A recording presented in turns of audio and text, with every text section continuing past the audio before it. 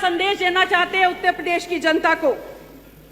इतना भेदभाव आप स्वयं कहते हैं कि बटोगे तो कटोगे, तो मानवर बांट तो आप स्वयं ही रहे हैं ना।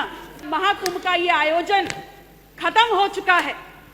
उसके बाद दूसरी सबसे बड़ी चुनौती है कि गंगा में हुए गंगा के प्रदूषण से गंगा को निजात दिलाया जाए। पल्लवी पटेल, जय पल्लवी, संविधान, जय संविधान, जय संविधान। धन्यवाद अधिष्ठाता महोदय।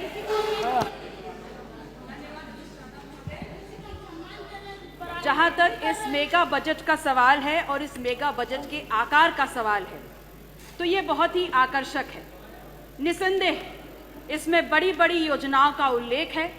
मिलियन ट्रिलियन इकोनॉमी की बात हम कर रहे हैं, तो एक बात तो स्पष्ट हो जाती है कि आप सब माननीय प्रधानमंत्री नरेंद्र मोदी जी से जरूर इंस्पायर हैं कि अगर झूठ भी बोलो तो विजन बड़ा होना चाहिए। ये सरकार आकंठ भ्रष्टाचार में डूबी हुई है, इसलिए सबसे पहले भ्रष्टाचार की लड़ाई पे भारतीय जनता पार्टी की क्या नीति है, ये इस सदन में भारतीय जनता पार्टी की सरकार स्पष्ट करे। और ये बात मैं इसलिए बोल रही हूं क्योंकि समाज का चाहे कोई भी अंग हो, चाहे विकास का कोई भी आयाम हो, लेकिन भ्रष्टाचार एक ऐसा दीमक है जो साथ रहते रहते धीमे धीमे पूरे समाज को खा करके खोखला करने का काम करता है। और मुझे समझ में नहीं आता, बहुत दुर्भाग्यपूर्ण है ये कि जिस भी मजबूरी से भ्रष्टाचार और भ्रष्टाचारियों को आप प्रश्रय दे रहे हैं, मैं नेता सदन से कहना चाहती हूं कि इसका सीधे सीधे असर पूरे 25 करोड़ लोगों के हितों को प्रभावित करता है। खुलेआम मैंने ये मुद्दा इस सदन में उठाया, तमाम साक्ष्य, तमाम प्रपत्रों के साथ। और प्राविधिक शिक्षा विभाग के कर्मचारी भी चिल्ला चिल्ला कर कह रहे थे, लेकिन आप उस पर कार्रवाई नहीं करेंगे, आप उस पर बात नहीं करेंगे, और अगर सवाल पूछो तो नेता सदन क्रोधित हो जाते हैं। ठीक है, हम अपना दल बहुत छोटा दल है, लेकिन ये मुद्दा ऐसा भी नहीं है कि आपके डर से हम चुप हो जाएं। क्या ये भ्रष्टाचार नहीं है कि जहां तमाम धार्मिक स्थलों के लिए आप पैसे का आवंटन कर रहे हैं, वहां भगवान महावीर के 24 तीर्थंकरों के लिए, बौद्ध स्थलों के लिए, नानक देव के तमाम गुरुद्वारों के लिए, कबीर की किसी बैठकी के लिए आपने पैसे का आवंटन नहीं किया है। मान्यवर, मुझे बोलने दीजिए, उसके बाद बोलिए। No, please don't disturb in between, don't disturb in between, no, don't disturb in between. You have no right, absolutely no right. आप अपने मौके पे बोलिएगा, मैं बोल लूं उसके बाद बोलिएगा। बोलने मैं बोलूं उसके चलिए, बाद ठीक है विजय जी, मैं बोलूं उसके बाद बोलिएगा। बोलिए। I might have many objections to what you said, but I didn't raise down my voice. Pallavi ji बोलिए। आप बोलिए अपनी बात। आप बोलिए अपनी बात। मान्यवर, आप क्या संदेश देना चाहते हैं उत्तर प्रदेश की जनता को? इतना भेदभाव आप स्वयं कहते हैं कि बटोगे तो कटोगे, तो मान्यवर बांट तो आप स्वयं ही रहे हैं ना।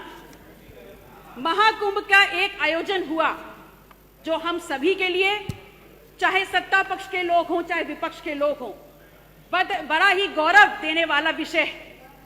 और स्वयं सरकार ने आगे बढ़ करके इसमें व्यवस्थाओं करने की जिम्मेदारी ली थी, और ये एक बहुत बड़ी चुनौती भी थी जिसमें सरकार पूर्णतः विफल हुई। और अब जब महाकुंभ का ये आयोजन खत्म हो चुका है, उसके बाद दूसरी सबसे बड़ी चुनौती है कि गंगा में हुए गंगा के प्रदूषण से गंगा को निजात दिलाया जाए। हम आपसे कहना चाहते हैं कि गंगा भारत का प्राण है, गंगा भारत की विभिन्न संस्कृतियों का आधार और भारत की आध्यात्मिक यात्रा का साक्षी है। यह दुर्भाग्य है हम उन सभी लोगों के लिए जो गंगा को आज इस परिस्थिति में देख रहे हैं। केंद्र सरकार ने नमामि गंगा योजना के माध्यम से गंगा की सफाई के नाम पर अरबों खरबों का बजट आवंटित किया, और जिसमें लूट खसोट भी हुई, लेकिन उसके बाद भी कोई परिवर्तन नहीं आया, बल्कि वो गंगा जो प्राकृतिक अल्केमिस्ट है उसका अनुपात भी बिगाड़ दिया गया। उत्तर प्रदेश सरकार ऐसा ना करे। आप गंगा के प्रति अपनी ईमानदारी दिखाएं और गंगा को वापस गंगा के स्वरूप में लाएं। जो गंगा का जल आचमन के लिए होता है, उस गंगा के जल में आज हाथ डालना भी हानिकारक है। मान्यवर, आप ही बोल लीजिए।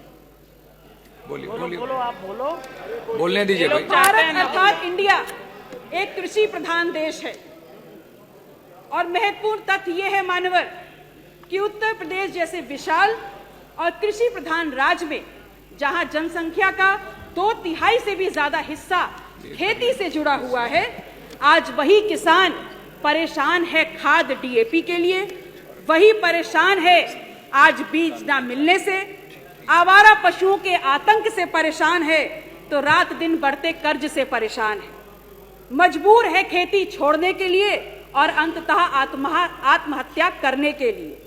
मैं पूछती हूं सरकार से, मैं पूछती हूं सत्ता पक्ष से कि क्या संवेदनाएं हैं आपकी, क्या नीति है आपकी किसान और खेत से जुड़े हुए इन खेतों की और खेत से जुड़े हुए इन किसानों की सुरक्षा के प्रति। इस प्रदेश में युवाओं की क्या स्थितियां हैं, क्या परिस्थितियां हैं, ये किसी से छुपी नहीं है। हम ये जानते हैं कि 69,000 शिक्षक भर्ती का जो मुद्दा रहा, उसमें संवैधानिक दर्जा प्राप्त आयोग ने भी कहा कि 6800 छात्र छात्राओं के प्रति गलत हुआ है, जिसको आप सिरे से नकार रहे हैं। तो फिर एक बात का जवाब दीजिए कि इको गार्डन में जो 6800 बैठे हैं, वो वहां पर क्यों बैठे हैं, इसका जवाब सदन आपसे मांगता है। शिक्षा के प्रति आप कितने गंभीर हैं, ये बात इसी बात से प्रदर्शित हो जाती है कि कैसे आपने लगभग 27,000 परिषदीय स्कूलों पर ताला लगाने का सोच लिया और वहीं दूसरी तरफ प्राइवेट स्कूलों की फीस वृद्धि पर आपका कोई नियंत्रण नहीं है। इस प्रदेश का छात्र हो या इस प्रदेश का युवा हो, बहुत बेहतर तरीके से ये समझ चुका है कि सरकार हमारे मुद्दे पे संवेदनहीन है और उदासीन है, क्योंकि अगर यही मुद्दा गुजराती गैंग से जुड़ा हुआ होता तो पूरी की पूरी सरकार शीर्षासन करने लग गई होती। आप कहते हैं कि विपक्ष ने 1 डिस्ट्रिक्ट 1 माफिया दिया। पल्लवी जी, समय हो जस्ट गया। 30 सेकंड सर। मान्यवर, यह बात भी स्वीकार कर ले कि आज इस वक्त प्रदेश का सबसे बड़ा आर्थिक माफिया आपकी सरकार का हिस्सा है, तो इस पर भी जवाब दे दीजिए।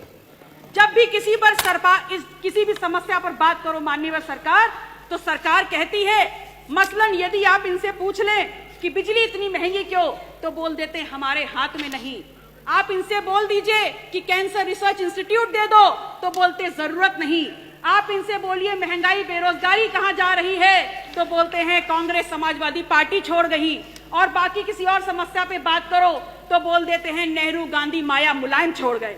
मैं आपसे कहती हूं, आज कोई ऐसा वर्ग नहीं है, चाहे गरीब हो, चाहे युवा हो, चाहे अन्नदाता हो, चाहे नारी हो, जो सरकार की नीतियों का विरोध ना कर रही हो, लेकिन आप उस पर गंभीरता से विचार नहीं कर रहे। इसलिए विचार नहीं कर रहे क्योंकि सत्ता ही आपका सिद्धांत है। इसलिए अंत में अपनी बात को कहते हुए कि आपसे निवेदन है, फर्जी आंकड़ों की इस लिखित बाजीगरी को आप वापस लें और एक बार फिर से देखिए कि बजट का सही स्वरूप क्या है, क्या मांग है जनता की, क्या चाहती है। अपने क्षेत्र से जुड़े हुए तमाम बिंदुओं को मान्यवर मैं लिखित रूप से टेबल कर रही हूं और मैं चाहती हूं उन मांगों को भी बजट में समावेश किया जाए। बहुत बहुत आभार। नमो बुद्धाय। जय संविधान, जय अपना धर्म।